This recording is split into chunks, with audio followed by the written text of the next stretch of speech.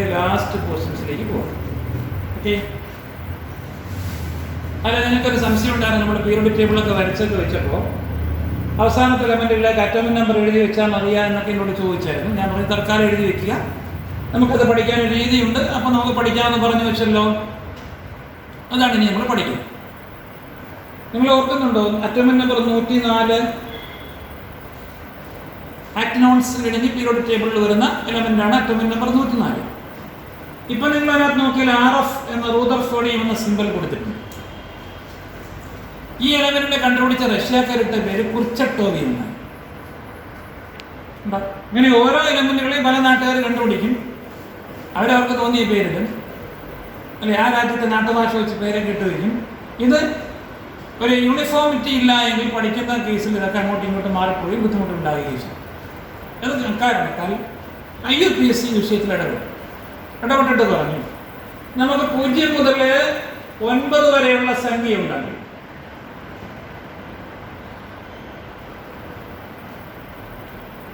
പൂജ്യം മുതൽ 9 വരെയുള്ള ഡിജിറ്റുകൾ ഉപയോഗിച്ച് നമുക്ക് ഏത് സംഖ്യയും നിർമ്മിക്കാം, എത്ര വലിയ നമ്പറുകൾ നമുക്ക് ക്രിയേറ്റ് ചെയ്യാം. അപ്പോൾ ഈ പറയുന്ന ഡിജിറ്റുകൾക്ക് ഒരു യൂണിഫോം നേച്ചർ ഉണ്ടാക്കിയെടുത്തു കഴിഞ്ഞാൽ നമുക്ക് എത്ര അറ്റോമിക് നമ്പർ വന്നാലും അവരുടെ പേരും സിമ്പലും തൽക്കാലം കൊടുക്കാം. പിന്നെ IUPAC കമ്മിറ്റിയൊക്കെ കൂടിയിട്ട് എല്ലാവർക്കും യോജിച്ചൊരു പേര് തീരുമാനിക്കപ്പെടുമ്പോൾ ആ പേര് നമുക്ക് പിന്നീട് സ്ഥിരീകരിക്കാം.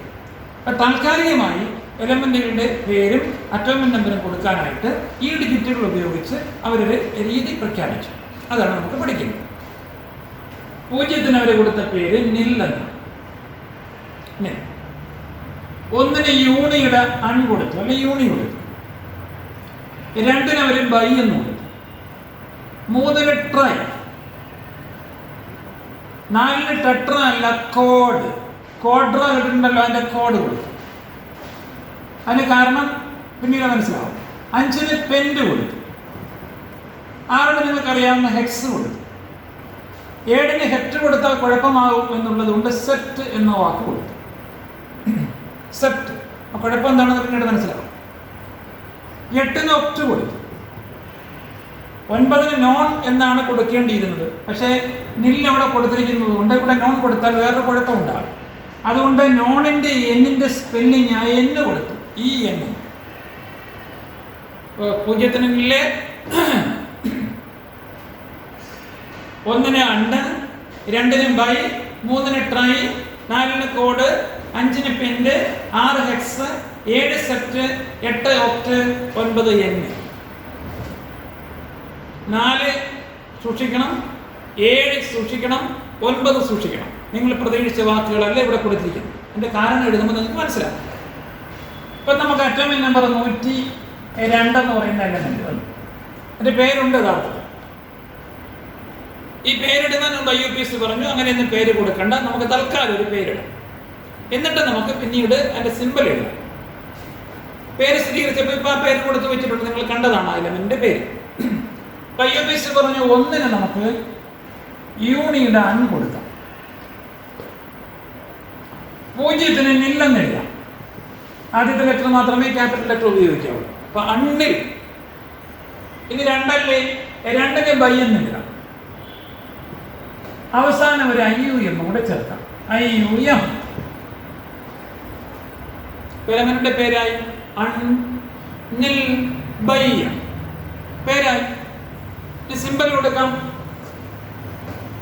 അണ്ണിന്റെ യു കൊടുക്കാം, നില്ലിന്റെ N കൊടുക്കാം, ബൈയുടെ B കൊടുക്കാം, UNB.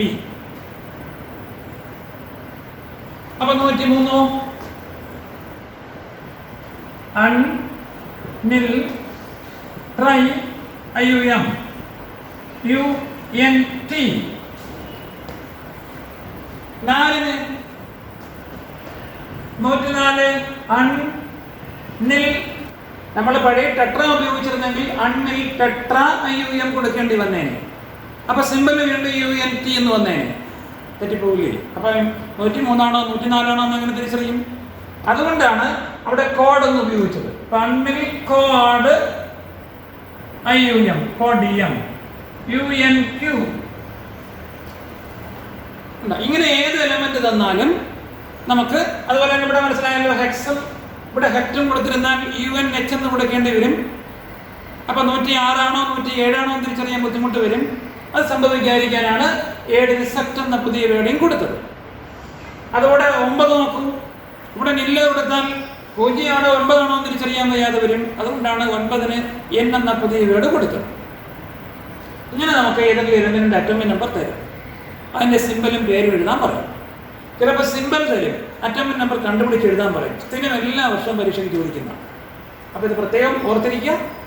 0 മുതൽ 9 വരെയുള്ള സംഖ്യകളുടെ വേർഡിങ്സ് അറിഞ്ഞിരിക്കുക, അതിന്റെ സിമ്പലും കൊടുക്കുക. അപ്പം നിങ്ങൾ നമ്പർ, വേർഡ്, സിമ്പൽ, ഇവിടെ N, U, B, T, Q, P, H, S, O, E ഇങ്ങനെ ഒരു ടേബിളായിട്ട് എഴുതി വെച്ചിരിക്കുക. എന്നിട്ട് ഇവിടെ നോട്ട്ബുക്കിൽ 100 മുതൽ 120 വരെയുള്ള എലമെൻറ്റുകളുടെ, അപ്പോൾ 20 എലമെൻറ്റ് വരുമല്ലോ, 101 മുതൽ 120 വരെ എഴുതുക. അപ്പോൾ 20 എലമെൻ്റ് ആയി. 20 എലമെൻറ്റുകളുടെ പേര്, അറ്റോമിക് നമ്പർ, പേര്, സിമ്പൽ, ഈ സിസ്റ്റം അനുസരിച്ച് നോട്ട്ബുക്കിൽ എഴുതി വെച്ചിരിക്കും. ഓക്കെ, നമുക്ക് എന്തായാലും ഒരു ക്വസ്റ്റ്യൻ ഇതിൽ നിന്ന് ഉറപ്പാണ്. ക്ലിയർ ആയല്ലോ? ഓക്കെ, ഇനി നമുക്ക് ഇതിനകത്ത് പഠിക്കാനുള്ള അടുത്ത 2 പ്രധാനപ്പെട്ട കാര്യങ്ങൾ. ഒന്ന്, diagonal relationship.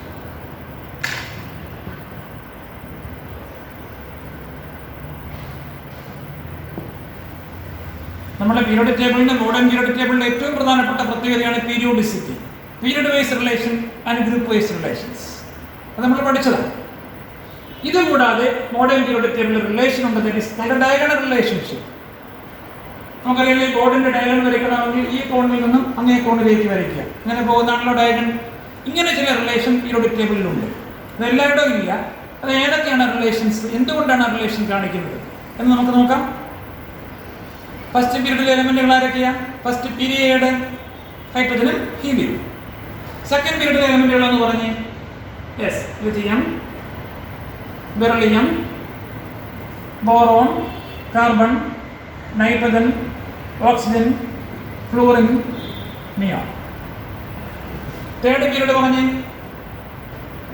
Sodium, magnesium, aluminium, silicon, phosphorus, sulphur, chlorine, argon.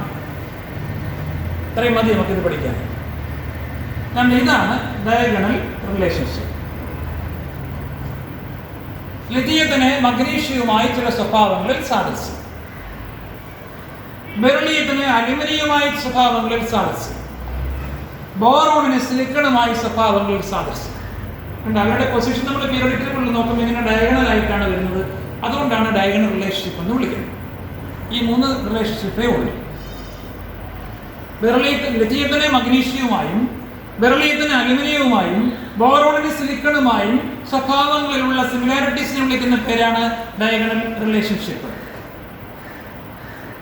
Definition പറയുമ്പോൾ നോക്കൂ, രണ്ടാമത്തെ പീരീഡിലെ ഒന്നാമത്തെയും രണ്ടാമത്തെയും മൂന്നാമത്തെയും എലമെന്റുകൾക്ക് മൂന്നാമത്തെ പീരീഡിലെ രണ്ടാമത്തെയും മൂന്നാമത്തെയും നാലാമത്തെയും എലമെന്റുകളുമായി ക്രമത്തിൽ യഥാക്രമം സ്വഭാവങ്ങളിലുള്ള സിമിലാരിറ്റീസിനെ വിളിക്കുന്ന പേരാണ് diagonal relationship. The relationship in properties of lithium with magnesium, beryllium with aluminium and boron with silicon is called a diagonal relationship. Or the relationship in properties of the first, second and third members of the second period with the second, third and fourth members of the third period respectively is called a diagonal relationship. കിട്ടിയോ? ഇതിന് കാരണം നോക്കാം. ലിഥിയത്തിന് ഇങ്ങോട്ട് പോയി, size എന്ത് ചെയ്തു? കൂടി. ഇവിടെ നിന്ന് ഇങ്ങോട്ട് പോയി, സൈസ് എന്ത് ചെയ്തു? കുറഞ്ഞു. ഇവിടെ നിന്ന് ഇങ്ങോട്ട് കൂടി, ആ കൂടിയത് ഇവിടെ വന്നപ്പോൾ കുറഞ്ഞു. അപ്പൊ ഇവർക്ക് രണ്ടുപേർക്കും സെയിം സൈസ് അല്ലേ വന്നത്? എന്താ സ്വഭാവങ്ങൾ ഒരുപോലെ ഇരിക്കാൻ കാരണം അവരുടെ സൈസിൽ സിമിലാരിറ്റിയാണ് നമ്മൾ നേരത്തെ കണ്ടതാണ്. അപ്പോൾ ലിഥിയത്തിന്റെയും മഗ്നീഷ്യത്തിന്റെയും സൈസ് ഏകദേശം ഒരുപോലെയാണ്. അതുകൊണ്ട് അവരുടെ സ്വഭാവങ്ങൾ ഏകദേശം ഒരുപോലെയാണ്. എന്തൊക്കെ സ്വഭാവങ്ങൾ ഒരുപോലെ ഇരിക്കും നമ്മൾ വേറൊരു ചാപ്റ്റർ പഠിക്കും. ഈ 2 ഗ്രൂപ്പ് നമ്മൾ എടുത്ത് പഠിക്കുന്നുണ്ട് ഈ വർഷം. അപ്പോൾ തൽക്കാലം എന്താണ് ഡയഗണൽ റിലേഷൻഷിപ്പ്, ഏതൊക്കെയാണ് ഡയഗണൽ റിലേഷൻഷിപ്പുകൾ, എന്താണ് ഡയഗണൽ റിലേഷൻഷിപ്പിന്റെ കാരണം? ഡയഗണൽ റിലേഷൻഷിപ്പിന് കാരണം എന്താണ്? സൈസിലെ സിമിലാരിറ്റിയാണ് ഡയഗണൽ റിലേഷൻഷിപ്പിന് കാരണം. ഓക്കെ, അപ്പൊ എന്താണ് ഡയഗണൽ റിലേഷൻഷിപ്പ്? വ്യതീതന മഗ്നീഷ്യവുമായും ബെറിലിയത്തിന് അലുമിനിയവുമായും ബോറോണിന് സിലിക്കണുമായും സ്വഭാവങ്ങളിലുള്ള സാദൃശ്യത്തെ വിളിക്കുന്ന പേരാണ് ഡയഗണൽ റിലേഷൻഷിപ്പ്. അഥവാ രണ്ടാമത്തെ പീരീഡിലെ 1, 2, 3 മൂലകങ്ങൾക്ക് മൂന്നാമത്തെ പീരീഡിലെ 2, 3, 4 മൂലകങ്ങളുമായി യഥാക്രമം സ്വഭാവങ്ങളിലുള്ള സാദൃശ്യത്തെ വിളിക്കുന്ന പേരാണ് ഡയഗണൽ റിലേഷൻഷിപ്പ്. അവരുടെ അറ്റോമിസേഷനിലെ സാദൃശ്യമാണ് ഡയഗണൽ റിലേഷൻഷിപ്പിന് കാരണം. ഓക്കെ, വീഡിയോ അടുത്ത വളരെ പ്രധാനപ്പെട്ട ഒരു സംഗതിയാണ് അനോമലസ് പ്രോപ്പർട്ടി.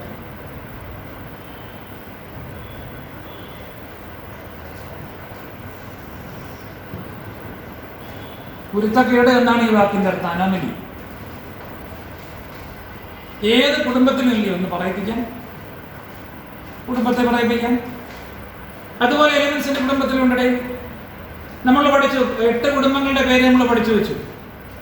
ഒന്നാം ഗ്രൂപ്പ് ആൽക്കലി മെറ്റൽസ്, രണ്ടാം ഗ്രൂപ്പ് ആൽക്കലി എർത്ത് മെറ്റൽസ്, ഇങ്ങനെയൊക്കെ എടുത്താൽ ഈ പറഞ്ഞ ഏത് മെയിൻ ഗ്രൂപ്പ് എടുത്താലും ആ ഗ്രൂപ്പിലെ ആദ്യ എലമെന്റിന് അതേ ഗ്രൂപ്പിലെ മറ്റ് എലമെന്റുകളുടെ സ്വഭാവങ്ങളിൽ നിന്നും ഒരുപാട് വ്യത്യാസം കാണും. അതിനെ വിളിക്കുന്ന പേരാണ് അനോമലസ് പ്രോപ്പർട്ടി. അപ്പൊ എന്താണ് അനോമലസ് പ്രോപ്പർട്ടി? അനോമലസ് പ്രോപ്പർട്ടി എന്ന് പറഞ്ഞാൽ എന്താണ്? നമ്മൾ പഠിച്ചായിരുന്നു മെയിൻ ഗ്രൂപ്പ്സ് ആണ് ഈ ഗ്രൂപ്പ് എന്നും പറഞ്ഞ് പഠിച്ചായിരുന്നു. നോർമൽ എലമെന്റ്സ് എന്ന്, റെപ്രസെന്റേറ്റീവ് എലമെന്റ്സ് എന്നൊക്കെ പഠിച്ചായിരുന്നു. ഈ നോർമൽ എലമെന്റ്സിലെ അഥവാ റെപ്രസെന്റേറ്റീവ് എലമെന്റ്സിലെ അഥവാ മെയിൻ ഗ്രൂപ്പിലെ ഏത് ഗ്രൂപ്പ് എടുത്താലും ആ ഗ്രൂപ്പിലെ ആദ്യ എലമെന്റിന് അതേ ഗ്രൂപ്പിലെ മറ്റ് എലമെന്റുകളുടെ സ്വഭാവങ്ങളിൽ നിന്നും ഒത്തിരി വ്യത്യാസങ്ങൾ കാണും. ഇതാണ് ആ കുടുംബത്തെ പറയിപ്പിക്കുന്നത്. ആ വ്യത്യാസങ്ങളെ വിളിക്കുന്ന പേരാണ് അനോമലസ് പ്രോപ്പർട്ടി.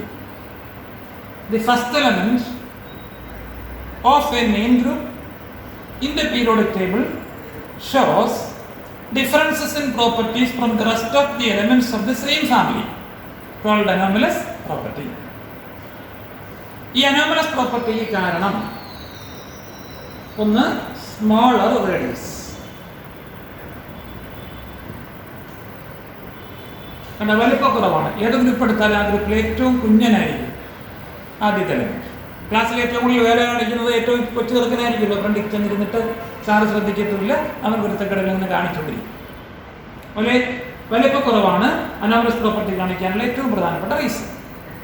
2, അവനായിരിക്കും പോളറൈസിങ് പവർ കൂടുതൽ. മറ്റുള്ളവരുടെ ശ്രദ്ധ ആകർഷിക്കാനുള്ള കഴിവ്, പോളറൈസിങ് പവർ എന്ന് ഞാൻ പറഞ്ഞതാണ്. പോളറൈസിങ് പവർ എന്ന് വെച്ചാൽ ചാർജും റേഡിയസും തമ്മിലുള്ള റേഷ്യോ ഏറ്റവും കൂടുതൽ ആദ്യത്തെ എലമെന്റിനായിരിക്കും. 3, ഈ ആദ്യ എലമെന്റിന്റെ കയ്യിൽ ഡി ഓർബിറ്റൽസ് കാണില്ല. Absence of D orbitals.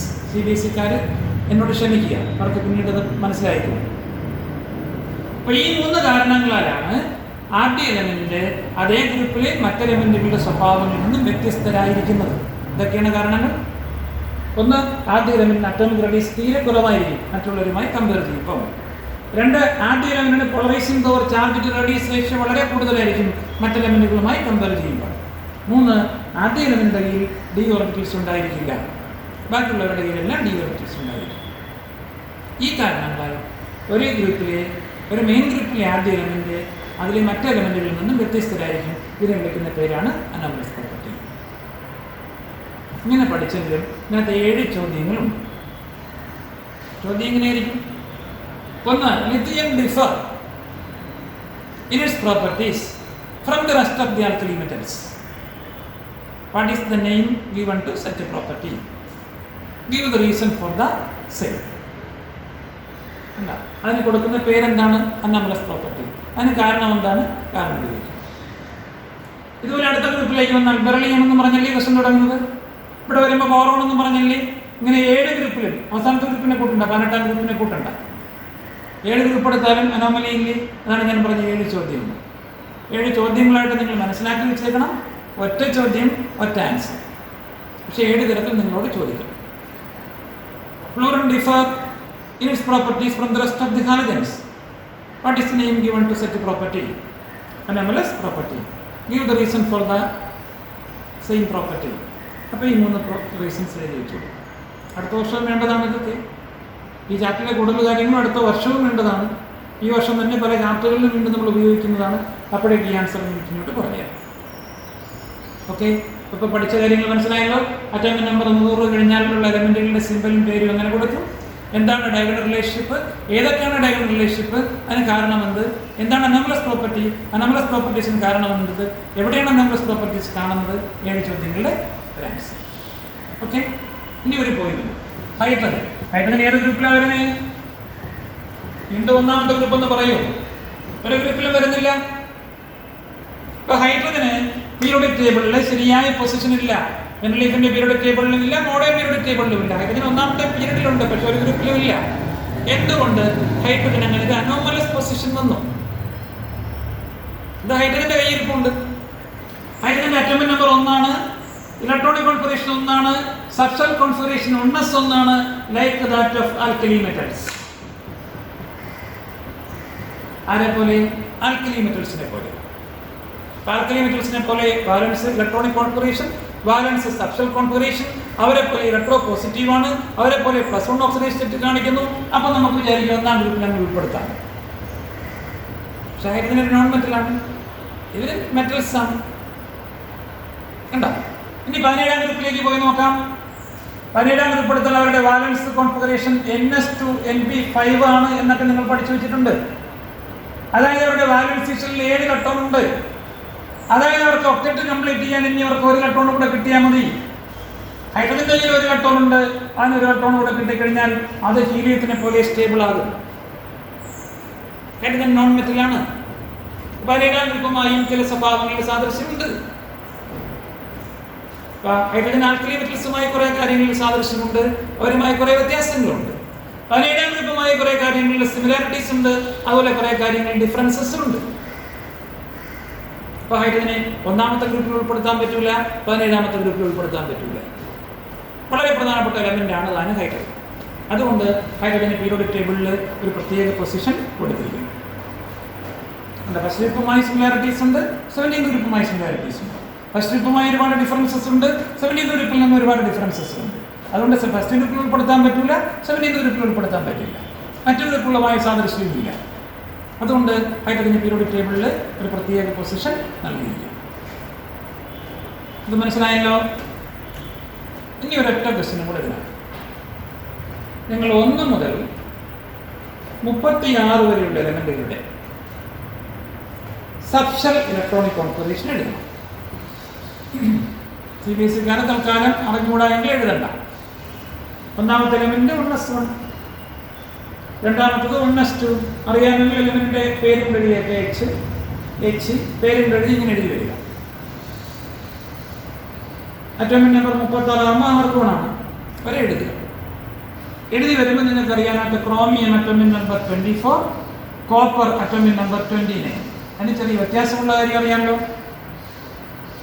അത് ഇപ്പോഴും പരീക്ഷയ്ക്ക് ചോദിക്കുന്നതാണ്. 8ലും 9ലും 10ലും ഒക്കെ നിങ്ങളോട് ചോദിച്ച കാര്യം ഇനി 11ലും 12ലും 13ലും ഒക്കെ ചോദിക്കും.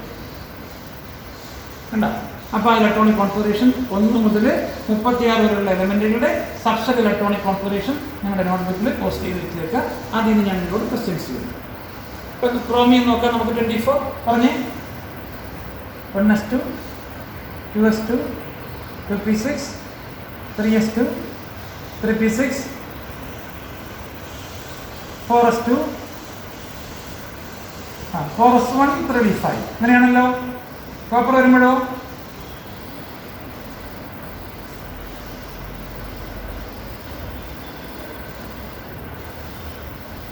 ഇങ്ങനല്ലേ? സെക്ഷണൽ കോൺഫിഗറേഷൻ ആണ്. കാരണം നിങ്ങൾക്ക് അറിയാവുന്നതാണ്. നിങ്ങളോട് ചോദിക്കും ഇതിനകത്ത് എത്ര S ഇലക്ട്രോൺ ഉണ്ടെന്ന്. ക്രോമിയത്തിൽ എത്ര S ഇലക്ട്രോൺസ് ഉണ്ട്? ഈ എസിനകത്ത് വന്നിരിക്കുന്ന ഇലക്ട്രോണുകളുടെ എണ്ണം എണ്ണി പറയുക. 2, 4, 6, 7. അല്ലെ ചോദിക്കുക എത്ര D ഇലക്ട്രോൺസ് ഉണ്ട്? 5. എത്ര P ഇലക്ട്രോൺസ് ഉണ്ട്? 12.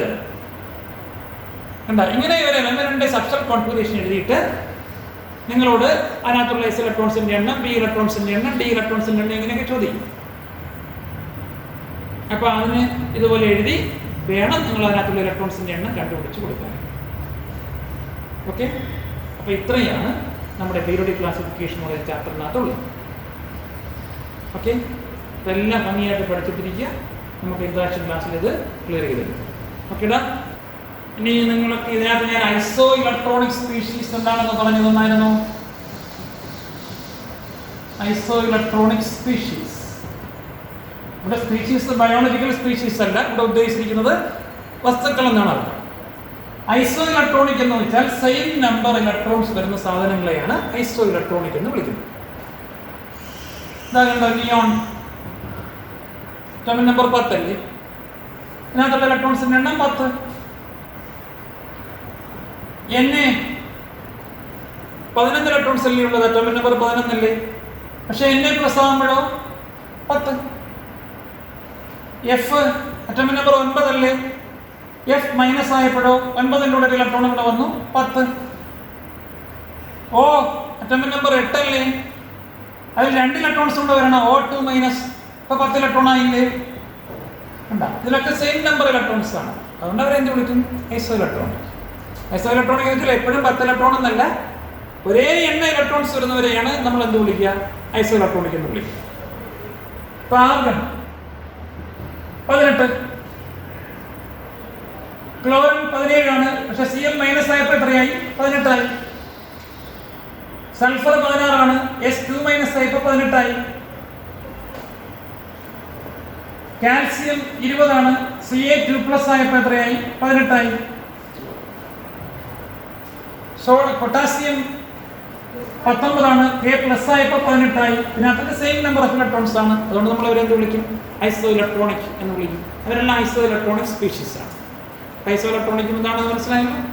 ഓക്കെ, എന്തെങ്കിലും ഡൗട്ട്സ് ഉണ്ടെങ്കിൽ ചോദിക്കണം, ഈ ഇത്രയും പഠിപ്പിച്ച കാര്യങ്ങളിൽ നിന്നും കേട്ടോ. ഇൻട്രാക്ഷൻ ക്ലാസ്സിൽ നിങ്ങൾ ചോദിച്ചാൽ മതി, എനിക്ക് മെസ്സേജ് അയച്ചിരുന്നാലും നമുക്ക് ഡിസ്കസ് ചെയ്യാം. ഓക്കേടാ, അപ്പോൾ ഈ ചാപ്റ്റർ കംപ്ലീറ്റ് ആയി. ശരി.